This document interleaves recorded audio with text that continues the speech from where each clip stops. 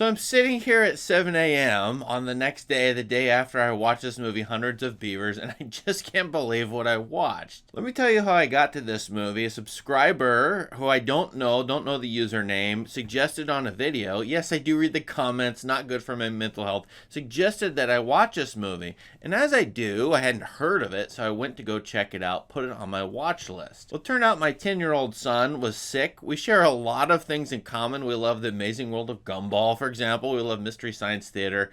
And it looked like this movie, at least, would be entertaining enough to get him through another rough evening where he's not feeling good. Also, Mom's away, so I decided, hey, let's sit down, and if any of your brothers and sister want to come and watch, they can. So we start watching this movie, and at the very beginning, there's a wild, weird musical number about Applejack. I mean, the movie is set, I think, in the 19th century. I don't know if it's the 17th century. I have no idea when this is really set, but it is my time period, early America, because I'm an early American literature guy. But the history aspect doesn't matter because this movie is one of the wildest, most creative things I have seen, certainly from an indie movie maker. I think the indie movie makers, the budget's only $150,000 on this. I cannot even believe it. The story of the movie is pretty straightforward. It's like a Harold Lloyd, Buster Keaton kind of thing, where this guy who's dumb, Elmer Fudd-ish, he wants to establish himself, I think, in the Pacific Northwest or the Midwest America, somewhere. And so he's going to have to take out rabbits. But these rabbits and these beavers and these raccoons, they all have bizarre, silly animal costumes. It's obviously humans wearing these. I mean, essentially he's a fur trapper, and there's one fur trading station, and the fur trader has a daughter. These are the only people in the territory. And so then the daughter, I mean, here we have the hero and the daughter. They're probably going to get together, get married, but the fur trader says, no, you must kill hundreds of beavers. Actually, that mission comes pretty late in the movie. It turns out, the fur trader is kind of like a shopkeeper in an RPG video game. There's so many video game influences in this.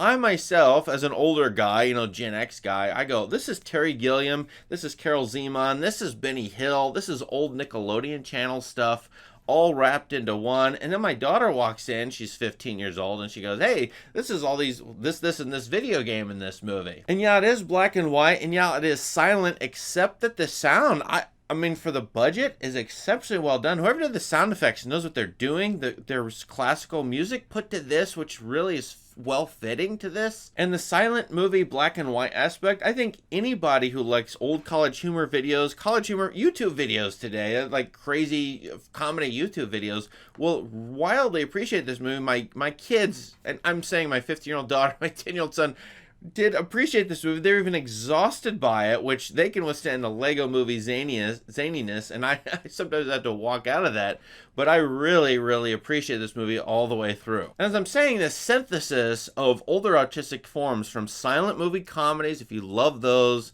if you love Terry Gilliam's animation and Monty Python, and a bunch of other stuff like that, just comes together. And everything in this movie does make sense. In fact, it's a very complicated sense. The fur trapper builds basically Rube Goldberg-like traps, and the whole movie, as the movie gets going by the middle of it, the whole movie is a Rube Goldberg movie, but I think it makes sense. I think it comes together. I think all these shots make sense. And frankly, there's so many shots in this movie. I can't believe they spent this much time working on the movie, planning it out, and then achieving what they did.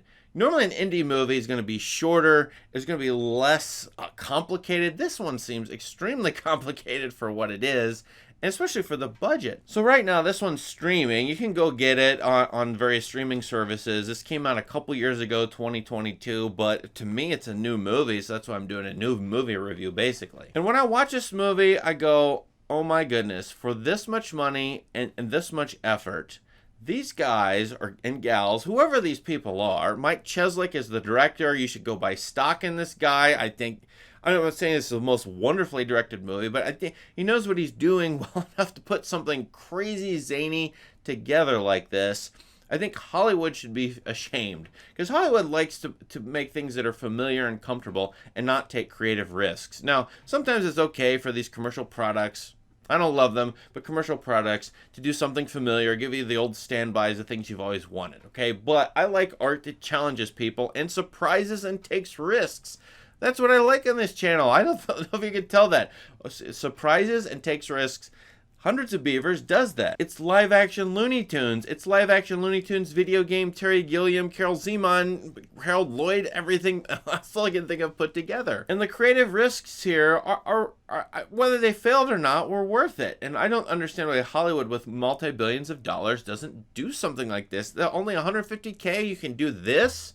We should have dozens of these risk-taking movies in the development of movie creativity, the development of movies, period. I say that because I kind of believe in what Francis Ford Coppola said in an interview in the 1990s. You can find it on YouTube. He said only 6% of movies, or what's possible in movies, has been discovered. 6%? I actually believe that. It maybe even lower. And you get a movie like this at least striving, getting people to try to think through how to make more creative endeavors and how to do more creative endeavors in movies, make more creative movies, and discover that your remaining 94% or 92%, whatever the heck it is, left to discover. Certainly over the course of time, Hollywood hasn't done that, and that's why my brain is on fire. I wake up early in the morning, I'm thinking about this movie and what it did. Why don't I see more fare like this in the movie theater that takes risks, even if they fail terribly? I wish we could have more. I am so grateful for this movie, though. I would not recommend it if you can't stand zany juvenilia to some extent. I don't think this movie is completely juvenile. It actually unlocks my inner kid. But I don't think people like my wife, who likes Jane Austen fare and doesn't like Gumball and Mystery Science Theater and those kinds of things that we do in my household, I think some people wouldn't appreciate it. But if you like any of the influences I named and the combination, the synthesis into something, a totally unique package, I cannot but just recommend this movie to you. This is an outstanding movie.